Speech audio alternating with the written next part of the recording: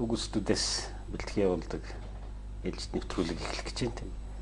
Тэгэхээр энэ нэвтрүүлэгт маань Монгол Ордын Хувьсгалт намын ерөнхий нарийн бичгийн дарга Санжин Баяр, Ардчилсан намын гүйцэтгэх зөвлөлийн гишүүн, улсын хурлын гишүүн Батуул.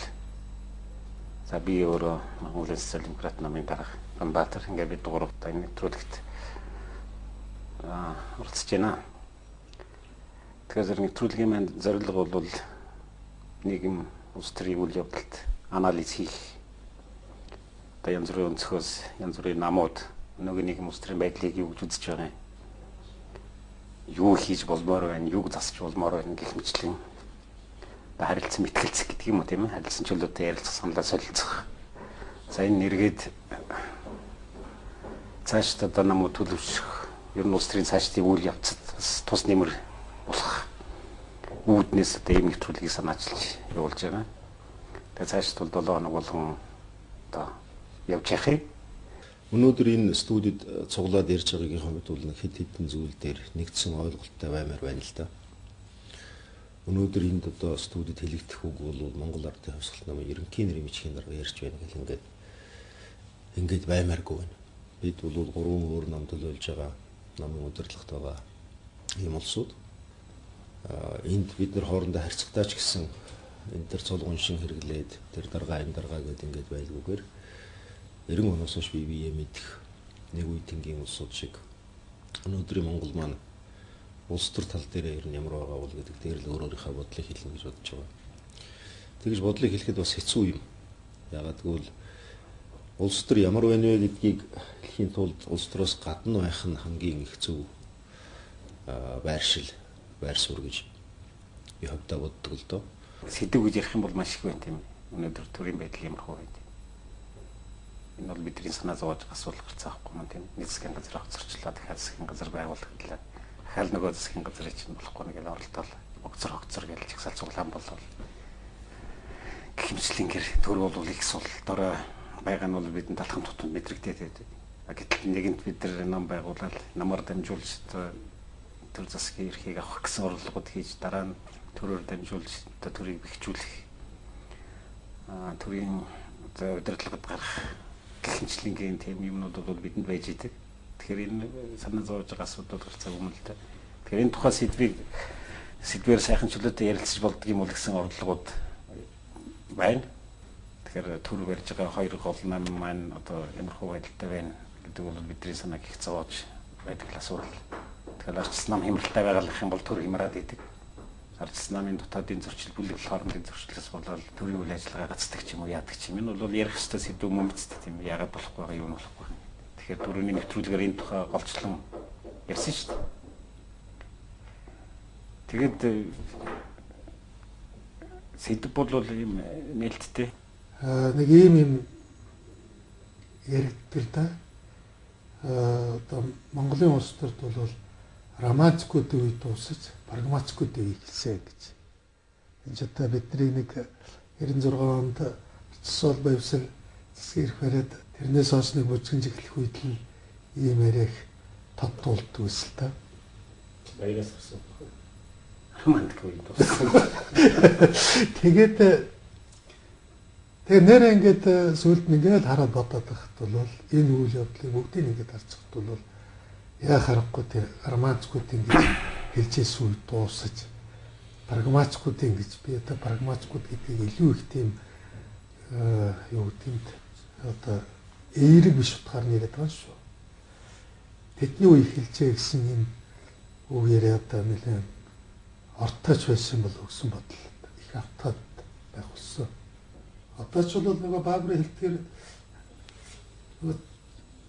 зарчимлаг үг ярианыхан цаана хувийн бэртгчин сонирхол нь явдаг прагматикуудын харьцаад улс төрд бол газар авсан юм бол гэж харагдаад байна. Тэгээ бид өнөөдөр жишээлбэл Батуулын хэлж байгаагаар тэр үед бол нэлээд тийм романтикууд байж дээ. Ер нь юмыг бол нэг тийм өөдрөгөөр үздэг, сэтгэлээр ханддаг. Одоо бол тийм нэлээд одоо хувийн ашиг сонирхлоос өрхий мэдэрсэн прагматикууд болчихжээ гэж. Гэхдээ аргагүй шүү дээ. Амьдрал тэгж л өөрчлөгдсөн. Одоо эдний үед чинь одоо нөгөө хөрөнгөний анхны хоримтлал нь явагдаж байна шүү дээ.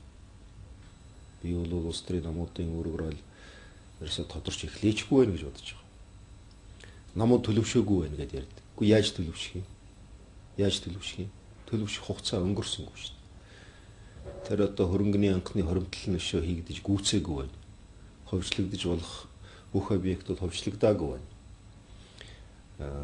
Тийм учраас бол энэ эрх ашигын зөрчил, хувь хүний хүчин зүйл үйлчилсээр л байх болно. Бид нар бол энэ дээр маш тодорхой ойлголттой байх хэрэгтэй болов уу гэж бодож байгаа.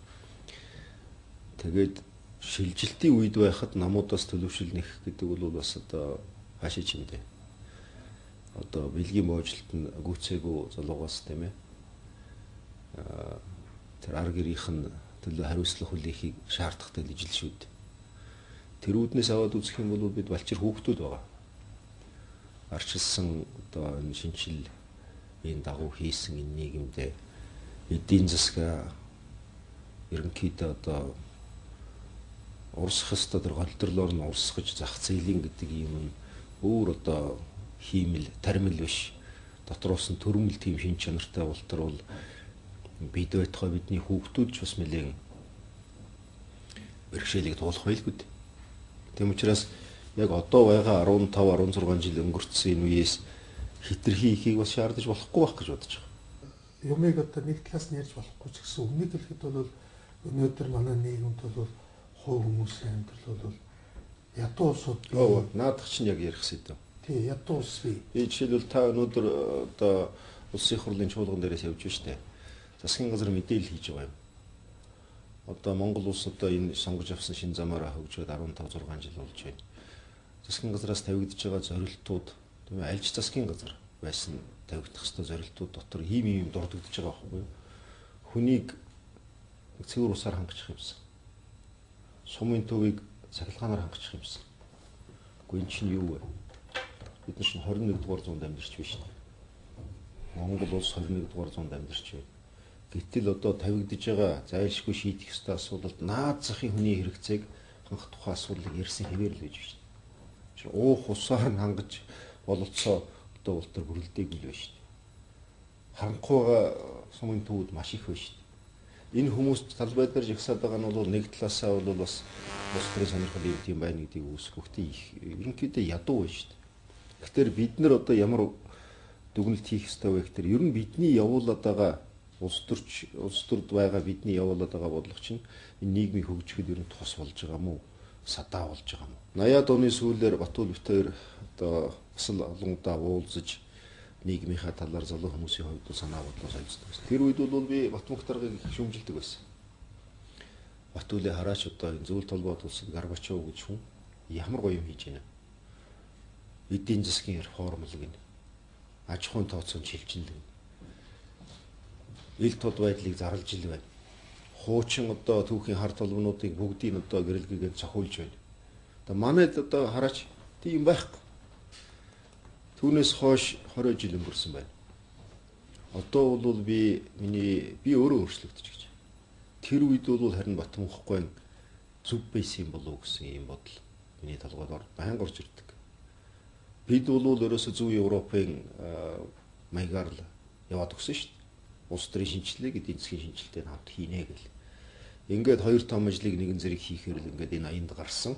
Тэгээ өнөөгийн үр дүн юу вэ гэхээр 2006 оны хавар засгийн газар нь улсын хурлдаа тавьж байгаа одоо мэдээлэл тайланда зайлшгүй шийдэгдэх ёстой асуудлын дотор хүн амын усны хангамжийг одоо тогтворч байна. Би өнөөг л хөдөөнөөс ирлээ.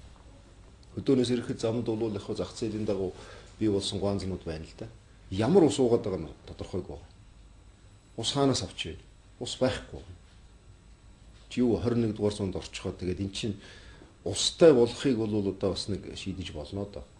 Харанхуй байгаа сумын төвийг сум дээр би хонлоо. Гэрэл байхгүй. Харанхуй. 20 дугаар зууны эхэнд байгаа юм шиг лав арай л. Ингээ сууж байна шүү дээ. Тэгээ бидний хийж байгаа улс төрчин ерөөсөө нийгмийн хөгжил төр нь дэвшил авчирч байгаа мó харин хоошин чангаагаад байгаа мó. Энэ нэг том асуудал байх шиг. Газетын нэг Испанийн философч биш үү газетын орчуулсан номыг хэн орчуулсан байсан л Чиндэнхэ. Юу лээ? Олны төрлөг билүү нийтийн төрлөгч билүү тийм ээ. Бунт мас. Тэрэн дээр нэг юм дүгнэлт хийсэн байна. Бүх хувьсгалыг үзээд тийм. Тэгээд ер нь бол аливаа хувьсгал 15 жилийн үргэлжилт юм аа. Тэгээд 15 жилийн дараа хувьсгалыг засварлах тийм цаг үе ирдэг. Яг гэвэл энэ 15 жилд тэр хувьсгалын чи үр дүнд шинэ үе бий болно, шинэ сонирхол бий болно. Тэд нар бол цоошин нэмийг хүснэ. Энэ 15 жилд хувьсгал хийсэн хувьсгалчд маань үжээ нөгөө юунаас улс төрийн тавцсан дээр оршин тогтнож цаашид одоо авч явах тэр юм нөөц нь байхгүй бол. Тийм учраас шинэ үе бол 15 жилийн өмнө хийгдсэн хувьсгалыг засварлахыг шаардна гэж бичсэн байдаг байхгүй юу. Тэгээ би уншаад байсан тэр нь одоо яг манайд тохиолдоод байгаа юм болоо яагаад байгаа юм бол гэж тийм ээ. Эсвэл одоо өнөөдөр талбай дээр жагсаж байгаа, өнөөдөр өөрчлөлт хийхийг шаардж байгаа, өнөөдөр эрүүл нийгмийг хүсэж ийн гэл ингээл жагсаж байгаа энэ хүмүүс бол яг 90 онд бол дундаа сургуулийн хүүхдүүд байсан. Өнөөдөр 35-аас 40 насны яг эд насны дээр хүрээд ирсэн. Эдгээр өөрчлөлтийг шаардаад идэв тийм. Тэгэхээр бид нар өнөхөр өнөөдөр тэр нийгмийн менежментийг хийж чадахгүй байгаа гол учир байгаа юм шүү. Шилжилт хийгээд байна гэж яриад байгаа нь бол бас утгагүй санагддаг юм л да. Шилжилтийг бол бид нар 90 онд хийсэн. Сонголтоо хийчихсэн. Шинэ үзүүлэлт баталчихсан. Харин хийсэн одоо тэр одоо шинэ сонгож авсан тэр юм дээр бид нар өнөөдөр тэр нийгмийн менежментийг хийж чадахгүй. Гэтэл нийгэм тэр залуучууд өнөөдөр шал өөр менежментийг шаардж байгаа юм шиг. Тийм учраас өнөөдрийн удирдлага өнөөдрийн намуудын удирдлага бүгдээрийг нь хүлээн зөвшөөрөхгүй тийм байдалтай болсон байна. Гэж бодогдод байна. Улс төрийн шинжилгээг төр зур хойш нь тавиад эдийн засгийн шинжилгээг хэвээр байсан биш үү гэж. Энэ бол бас соднуугоос нэлээд гараад идэв байхгүй юу? Дамар хитдэг гараад тийм ээ. Эдийн засгийн шинжилгээ хийгээд тэгээд одоо улс төрийн шинжилгээ одоо дараа нь тэр эдийн засгийн хувьд боломжтой бүгдийн зарим газар бол нэг хүнд ногдох одоо дотоодын нийт бүтээгдэхүүн төдий хувь болохоор өөрөө хийгдэж гэх юм уу тийм ээ. Ийм үзэл яриад байгаа. Тэгэхээр би бол яг энэ үзлээс их болгоомжлоод байна. Ийм үзэл газарахгүй гэж. Одоо баярын хэлж байгаа шиг энэ үзэл бол газар авахд их амархан юм байна. Яг бол нэлээд одоо яг үннийг хэлэхэд өнөөдөр залуу үе гарч ирээд их тийм тодорхой конструктивны боломжийн одоо өөрөж хэлдэг тэр менежментийг санал болгосон тийм одоо юм дэвшүүлээд тийм улс төр дэвшүүлж байгаа юм бас хом харагдаад байна шүү дээ. Яг нарийн бол уучлаарай одоо за лам монголчууд цэвэр усгүй 21-р зуунд одоо баярын хэлгээр цэвэр усын асуудал яриа сууж байгаа нь үнэхээр одоо дутагдaltaй зүйл мөн. За гэхдээ яг үнийг хэлэхэд энэ 15 жилд бий болсон юм. Бид сайтар хэрэгжүүлээ сайн зүйлүүдийг олоод авах юм бол асар их юм байна шүү дээ. Асар их юм. Одоо 90 онд бид үзэж байгаа чинь зөвлөлт гэдэг эзэнт гүрний нэг тийм хязгаар нутаг бид нар. Яг нэг ертөнцийн хар нүсгэл юм байсан. Одоо бол Монгол бол тэр гадаад харилцааны төвшин чаваад үтсэн бол одоо ямар сандал жижиг мөртлөө авахалж товсгоотой өөр ингэсэн одоо их байр суурь хэрэгжүүлж байгаа нэг тийм орн болоод бичсэн. Ер нь айхтар нэгцээ. Энэ 15 жилийн ололтыг үгүйсгээгүй шүү дээ. Тэгвэл жишээлбэл Монгол улс өнөөдөр 120-од оронтой дипломат харилцаатай, тийм ээ? Нүгээрээ бид нар бахарах ёстой. Тэгвэл сумын төвд харанхуйд, тийм ээ? Түнэл харанхуйд лаасаага сууж байгаа хүнд 120 оронтой байна уу? 20 оронтой дипломат харилцаатай байна уу? 220 оронтой дипломат харилцаа гэдэг байдлын юу байна ер нь? Бид нар хамгийн гол нь энэ одоо улс төр хийж гэн гэдэг юм уу? Нэг их тийм одоо өөрсдөндөө томдсон дээл өмснөрөө болоод нийгмийнхаа хөгжлийг хойш нь татаад байгаа юм шиг удаа л гэсэн асуудал шүү дээ. Тэрнээс бол одоо монголчууд гадаад паспорт авсан. Ерөөсөө хаана бол хаана монголчууд байна. Америкийн нэг жижигхэн хотод олоод үзэхэд хоёр монгол заавал олдно гэдэг шиг энийг ололт гэж үзэх юм бол ололт бүглүү байсан. Гэхдээ тэнд Америкт байгаа тэр хотуудаар тарцсан залуучууд юм уу? Өмнөд Солонгост олон 10,000-аар очиод одоо хөлсний хар хөдөлмөр хийж байгаа тэр улсууд бол одоо Монголын хөгжлийг бас тодорхойлохгүй шүү дээ. Монголын хөгжлийг хэн тодорхойлох вэ гэхээр амьдарч байгаа чирийг иргэдийн амжиргаа шүү дээ. Үнэхээр одоо усны хангамжийн асуудал бол хэцүү л дээ. Ийм том газар нутагтай ерөнхийдөө их өндөрлөг уулархах газар бол ус тийм хэлбэг байдгүй. А гэхдээ одоо жишээлбэл бид хүн яахын тулд амьдэрдэг юм бэ? Гадагшаа гарч амьдрахын тулд биш шүү дээ. Улс орондоо л одоо бас бид хөгжлийн асуудлыг шийдэж чадаагүй байна даа л гэдгийг л би хэлэх гээд байгаа юм л да. Өнөөдөр бид нар байгаа байдлаа харал да. Жишээлбэл ашигт малтмлын асуудлаар тийм ээ улс орондоо ашигтай үндэсний эрх ашигаа голдон тавьсан. А нөгөө талаас гадаадын хөрөнгө оруулагчдыг үргээчхээргүй. Тэдний дор сонирхлыг нь татаад байхаар тийм хэмжээний бодлогыг өнөөдрийн Монголын төр засаг гаргах тийм нөхцөл байдал байна уу? Байхгүй шүү дээ. Улс төрчид бид энэ асуудлыг бол хэд улс төржүүлснээс болоод би жишээлбэл хөдөө очиод ч юм уу эсвэл хотын захын хороолд ингээд яриад сууж байхад тэнд нэг өвөө бас чирээ хэлж байгаа байхгүй юу? 51-49-өөр л авианхоо майнуудын асуудлыг шийдэн шүүл гэж байгаа юм. Одоо тэр 51-49-өөр шийдэх ёстой юм уу? Хэдээр шийдэх ёстой юм уу? Би хувьдаа мэдэхгүй. Би тэрний мэрэгжилтэн биш. Тэр Фридландд 300 сая нөгөө л ингээд гаргуул гүйцээгээ. Энэ бол нэг талаасаа бол мэдээлэл их амархан төгддөг тэр мэдээлэлтэй байгаа нь бол сайн хэрэг. Гэхдээ төрийн бодлогыг тийм ээ хотын захын хороололд аль нэг намын үрийн хурал дээр шийдэж болохгүй шүү дээ. Аль эсвэл одоо нийгмийн халамжийн асуудлууд байна. Би одоо жишээлбэл ардчилсан нам юм уу хорон арчлын өслийг одоо хожимын одоо өдөр нь уруудгаа сууж байгаа юм биш л дээ. Бид нар их буруу социалист уралдаанд ороод байна шүү дээ. Өнөөдөр та нөхөд төсвийн тодтголыг шүмжилж байлаа. Тэр нэг намын удирдах зүйл дээр хилцээд ингээд оруулсан хүнд нэг хоригдлуулсан зөв мөнгөө ингээд тараагаад өгч наадах чинь буруугүй. Хин энийг хэлсэн юм бэ? Хүүхэд болгонд 10,000 гэдэг социалист уралдаанд хин одоо урайлан дуудсан юм бэ? Тийм учраас нэгэн тал 10,000 гэж байгаа бол тэндээс нь одоо шинэ төрсэн хүүхдэд 100,000 аах оо. Тийм ээ? Артталт нь бас одоо үзрийн ноёнтой суух гээд байна шүү дээ. Шинээр гэр бүл болсон хүнд бол 500,000-ыг өгнө гэл.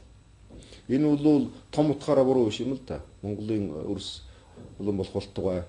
Монголчууд бол тогтвортой гэрүүлтэй, гэрүүд нь баталгаажсан бүртгэлтэй ийм байх гэдэг бол төрийн бодлогод нийцж байгаа юм л да. Одоогийн байдлаар бол бид энэ социалист уралдаанд ер нь бол одоо байсныгаа ингээд тараагаад дуусгадаг. Хин хилээсээ илүү чанга дуурч нөгөө хэдээсээ илүү том мөнгө амлах вэ гэдэг ийм л уралдаанд орчиход байна шүү дээ. Яг үннийг хэлэх юм бол манай намч энэ уралдаанд ороод явж байгаа. Энэ буруу. Буруу. Энэн дээрээ дүгнэлт хийчихмээр байна л да. Тэрнээс тэр Францын, Английн хувьсгалж байдаг юм уу? 90 онд бид одоо хичнээн сайхан гинэн залуу чин сэтгэлээр хандсан байдаг гэдэг бол энэ бол орхимоор л байна.